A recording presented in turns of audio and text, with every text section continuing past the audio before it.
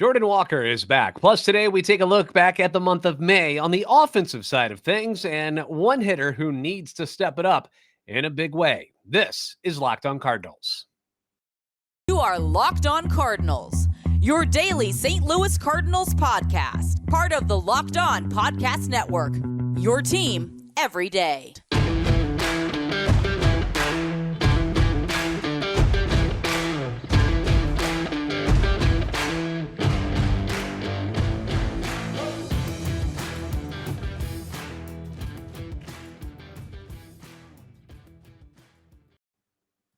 Hey there, Cardinals fans. I'm JD Hafford, and I'm a national radio sports anchor born and raised in the Loop and a lifetime Cardinals fan. And I'm your host for Locked On Cardinals, part of the Locked On Podcast Network, your team every day.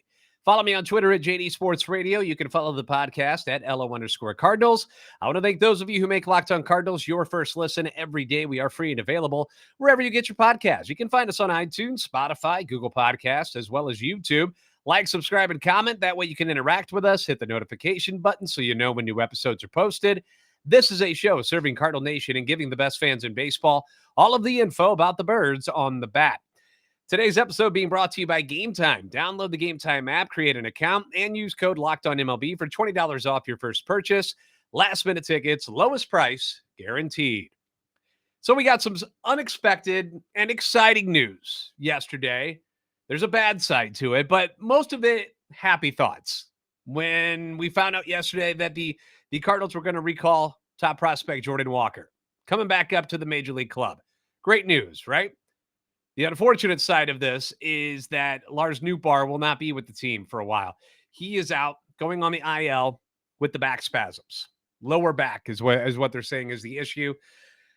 10 days, hopefully he's back right away, but I thought it was going to be quicker for Dylan Carlson and Tyler O'Neill to come back, and they're still not back. So I'm not going to get ahead of myself with those thoughts, but we're glad that Jordan Walker has earned his way back up to the big club. He's been out in Memphis since April 26th, reworking his swing so that he could get a better launch angle. Remember? That was the whole thing. Avoid hitting the ball on the ground as much as he was, which in theory is a pretty good idea. You know, the guy's 6'6", 245 pounds. Hit the ball in the air, hit it over the wall, get it into the gaps, do more damage.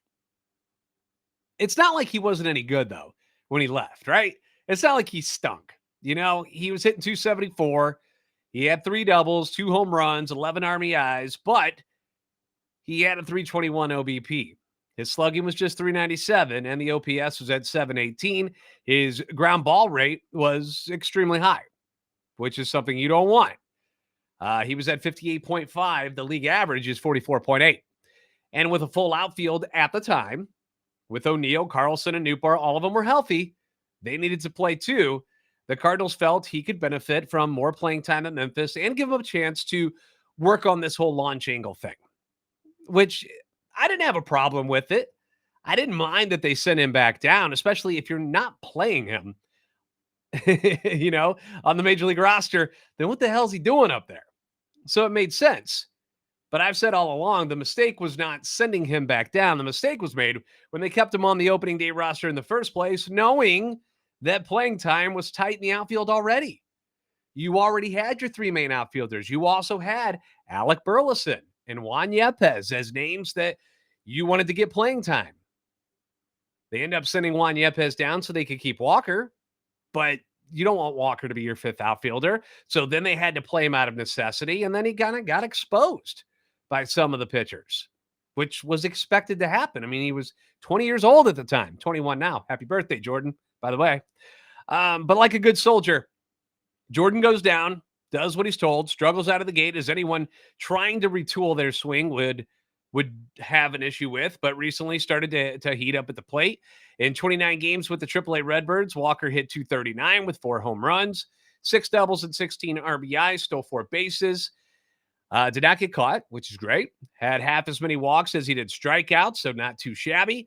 But in his last 15 games is really where the team's number 1 prospect started to shine. 3 home runs, 5 doubles, 13 RBIs, batting .312, 403 OBP, 541 slugging, 944 OPS.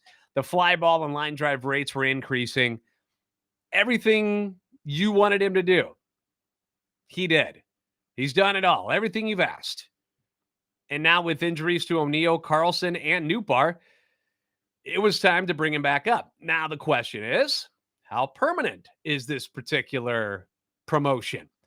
Here's what manager Ali Marmol said about it in John Denton's story on MLB.com. Quote, "None of this is perfect, right? That's cute to think of it that way, but at the end of the day, you're only in control of certain things, and Walker not being demoted again is not one of them. Sure, the club doesn't want to demote Walker again, but 3 or 4 years from now, is any of that going to matter? The answer is probably not. So you want to make sure you're basing it off the probability of what's most likely to happen and make sure that we have a safety net for a worst case.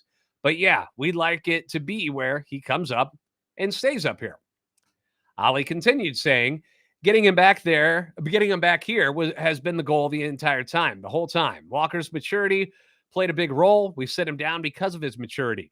There are certain guys that'll really be a gut punch for them going back down there and having to deal with that mentally. And we didn't feel like that'd be an issue for him at all. Now with Newt, O'Neal, and Carlson on the IL, I'm not exactly sure what the plan is for the everyday outfield. I think we can all agree that we don't really want to see Tommy Edman having to play center field anymore, but it might have to continue. You know, the infielders in the outfield thing is being done out of necessity, not because they want those guys out there. But Donovan has looked pretty darn good in the corner spots, right? Like, I've had no issues with Brendan Donovan in the outfield. And if you put Walker in right, you'd have Donovan in left. I'm assuming Mercado in center field for the defense a few times, although he hasn't looked that great on defense, even though that was supposed to be his thing. Yepes and Burleson will be switching off, playing based off the matchups, I guess. So hopefully the 2 days off, the promotion of Jordan, will all be things that will help kickstart this team this weekend in Pittsburgh. The other thing that continues to drive me nuts, though, is having this third catcher on the roster, basically doing nothing. Like, it doesn't make a lot of sense to me anymore. He's just sitting there. Again, doing nothing. Like, you're not even going to pinch hit with him because he's not a very good hitter. He's like break the glass if there's an emergency type of guy on the bench.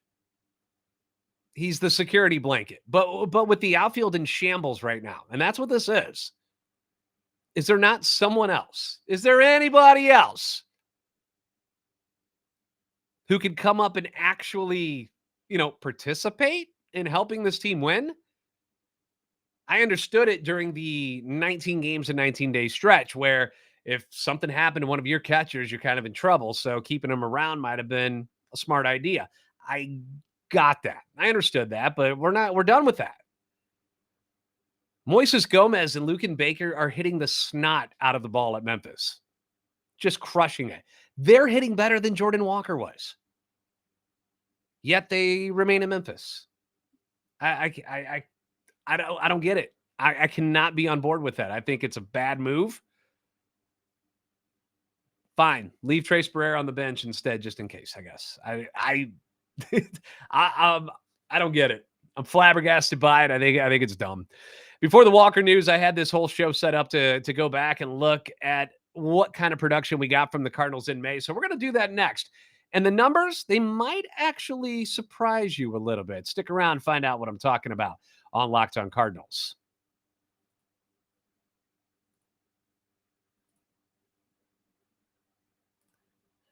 Buying tickets to your favorite event shouldn't be stressful. Game Time is the fast and easy way to buy tickets for all the sports, the music. Now you don't even have to worry about that. What about comedy? What about going to the theater? With great deals on last-minute tickets and their best price guarantee, you can stop stressing over the tickets and start getting excited for the fun that you're about to have. Forget planning months in advance. Game Time has deals on tickets right up to the day of the event. When my mom and I went to the Cardinals-Reds series, we ended up getting 2 tickets in the second row behind the dugout, behind the Cardinals dugout. Did it on Game Time app. There they were. Boom. And that was the morning of the game. We were very excited about that.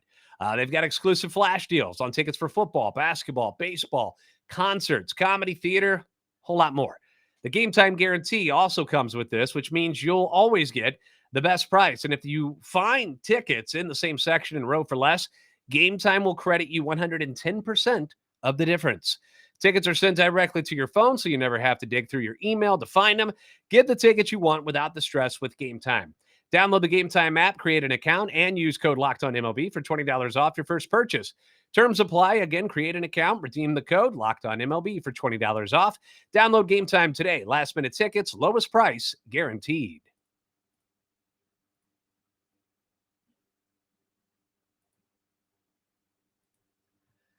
The Cardinals are in Pittsburgh tonight, and you can catch every pitch of the Cardinals Hometown broadcast with SiriusXM on the SXM app. Just search Cardinals.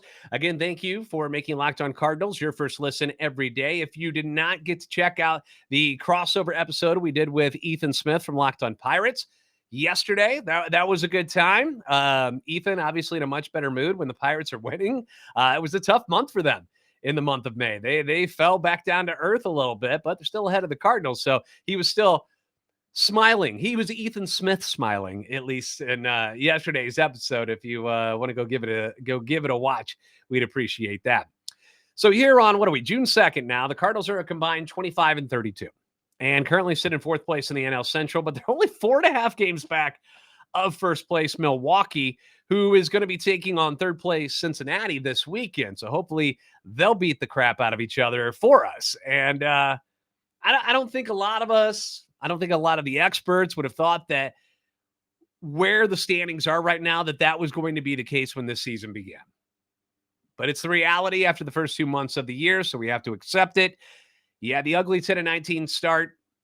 Then the Cardinals go 15-13 in May, which isn't anything special, but May 7th to now, they were 15-8. So vastly improved in the winning percentage there. And as much as the last couple series against the Reds, the Guardians, and the Royals had us kind of shaking our heads saying, what is wrong with this offense? It really wasn't a horrible month overall for the team offensively. So let's get nerdy and break down some of these numbers for you. As a team in the month of May, let's pull it up here. Batting average, not great. 244, which was 19th. Clearly that's not what you're looking for, but for reference, the two top teams in the NL Central right now, the Brewers and the Pirates, hit 219 and 224. The Reds hit a robust 266. They had an outstanding offensive month. But 244 compared to the other two, you'll take that, right? Runs scored, the Cardinals had 150 of them in the month of May. That was fourth in the entire major leagues, trailing only the Dodgers, the Rangers, and the Yankees. Two of those teams in first place. They had a few big games in there to help inflate those numbers, obviously. Looking here, they scored 12 against the Tigers, 18 against the Brewers, which was an awesome game, and then 16-10 against the Dodgers, against those first-place Dodgers. They also suffered 2 shutout losses against the Dodgers and the Royals, so you see how things kind of balance themselves out with those. But 150 runs, nothing to sneeze at. Hits, 233. That was 18th in the league. Number one was the Rangers, 278. Oh, my gosh. Your team leaders were Nolan Arenado and Lars Nootbaar with 29 hits each. Tied for 10th in doubles with 48. Near the bottom in triples with just 3. The league leader, Mets and Orioles, had 7, in case you were wondering, but we don't really look at triples all that often. How about home runs? Round trippers. The Cardinals had 44, which was 4th in the league, trailing only the Yankees, the Braves, and the Dodgers. Again, Braves and Dodgers in first place. The Nolans, Arenado and Gorman, led the way with 7 each. And then you had the Pauls, Goldie and DeYoung. Each had 6 apiece. Next on the list, you'll never guess this one. Ready? Andrew Kisner. Andrew Kisner with 4 home runs in the month of May. Who would have thought that? Nobody. Wilson Contreras only had 3. RBIs, the Cardinals had 144. That's 4th in the league behind the Dodgers, Rangers, and Yankees again. Nolan Arenado led the team with 22 knocked in, followed by Nolan Gorman and Lars Nootbaar. I would have guessed Goldie above Lars there, but that was not the case. See, we're going to miss Nootbaar on the IL now for 10 days with the back issue. I'm a big proponent of the phrase, a walk is as good as a hit, and the Cardinals walked a total of 101 times in the month of May, which ranked them 5th in the league. That's fantastic. Padres led with 120, and the team leader in walks was, you think it was Newt, don't you? I thought it was Newt. It's not. Goldie had 17. It was Goldie, then Donovan, then Nootbaar, actually. So Donovan ahead of Newt there. Strikeouts in May, the team had 232, which ranked them 14th in the league. The Twins led the way with 299. They almost struck out 300 times in the month of May. Can you imagine what that's like. Because I feel like we watch the Cardinals strike out and they do it a lot. I'm sorry. It always feels that way. But almost 300 times in a month, 300 times in a month, that's crazy. Team leader in strikeouts in May. Again, a surprise here. Paul Goldschmidt struck out 35 times. Contreras was second with 31, and then Paul DeYoung at 26. Those don't really surprise me. Stolen bases, the Cardinals were fifth in the league with 25, well behind league-leading Tampa Bay, who had 52 in May. Tommy Edman, center fielder, Tommy Edman, led the team with 5. OBP, they were 17th at 319. Slugging, they were 8th at 438. OPS 12th at 757. So for those of you who say that the offense is hot garbage, the numbers, that they aren't good, these guys are horrible hitters, and we need to call up everybody and fire everybody that's on the team, the numbers tell a different story, don't they? They definitely are not hot garbage. In fact, they're not garbage at all. They're pretty good. But I feel your frustration. It's not like I don't understand where it's coming from, because they're a very streaky team. So they go into these, hills and valleys where they're just like, all right, for 3 days, they just go crazy. And then they just go splat for like 2 days, and it all comes crashing down again. So I understand why you would think that, but it's why in baseball we have to, I know you hate the word patience, but we got to show patience, and you just have to kind of stay calm about stuff. Like I get worked up too when I'm watching these guys go up to the plate and they got runners in scoring position and they're not moving people over. They're not getting them over to second and third, and they're not scoring them with less than 2 outs. Like, it drives me nuts too. But in actuality, their offense is a pretty good offense, and they just got real bad there at the end of the month. So hopefully they'll feel better when they get back into the month of June here. There is certainly room for improvement. Like I mentioned, one guy in particular I need to single out. Sorry, buddy. We got to call you out. That's next on Locked On Cardinals.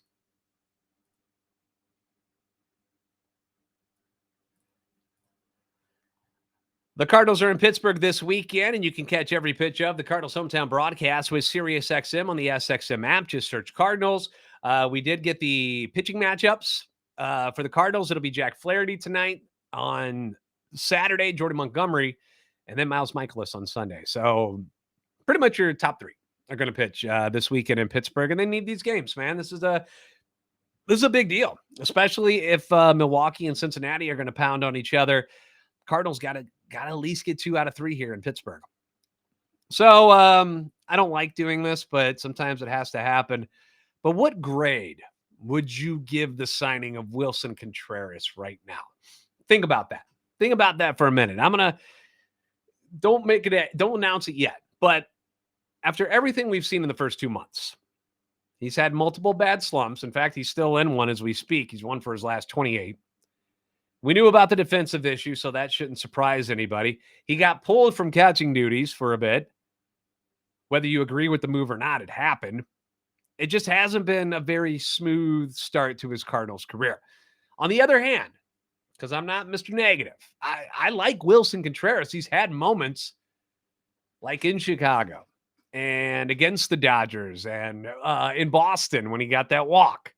He's had these moments where he exudes energy and attitude, and I cannot help but gravitate towards him. He's like a drug. I just wish we could see more of the excited Wilson Contreras. And I've seen online where people are talking about, have the Cardinals tried to calm down Lars Nootbaar and Wilson Contreras? I don't know, but if they did, they're idiots. Like, energy is good. Good vibes is a thing. Like, you want it to be that way. Pujols and Molina were joking around all year last year in the dugout. Why couldn't you have a good time? It's a game. Games are meant to be fun. Wilson Contreras, though, not producing the way he'd hoped he would. And honestly, how we'd hoped he would, since signing the largest free agent contract in team history. On the year, Contreras hitting just .219, 5 home runs, 25 RBIs, OBP 304, slugging 359, OPS 663. And you're like, okay, great. I don't know what that means. Well, all of those final 3 numbers and his average way below his career averages. So his career BA, 254. down to 219. OBP in his career, 346, down to 304. Slugging, 452 in his career, down to 359. OPS in his career, 798, down to 663. Are these hitting woes for Contreras entirely his fault? Especially after being yanked from catching duties for a week, pretty much made the fall guy by the organization for the teams losing in the first month. The pitchers put the blame on him for them not being very good. And in my opinion, that embarrassed the club. That was embarrassing. Like, the Cardinals don't do dumb things like that. Those are the ideas of other clubs. That's not what the Cardinals do. But should we give him a pass for that? I say not necessarily, but I can see where his mind wouldn't be totally right following all of that stuff that took place in the month of May. I get it. I mean, the guy just signed on for what is the remaining of his career. Maybe he signs another contract at the end of it, but this is where he wants to basically finish up the prime of his career. And a month into it, they're pulling those shenanigans against him. So I don't really blame him for having struggles here and there. The cool thing is after it happened, the way he responded, like he started hitting right away.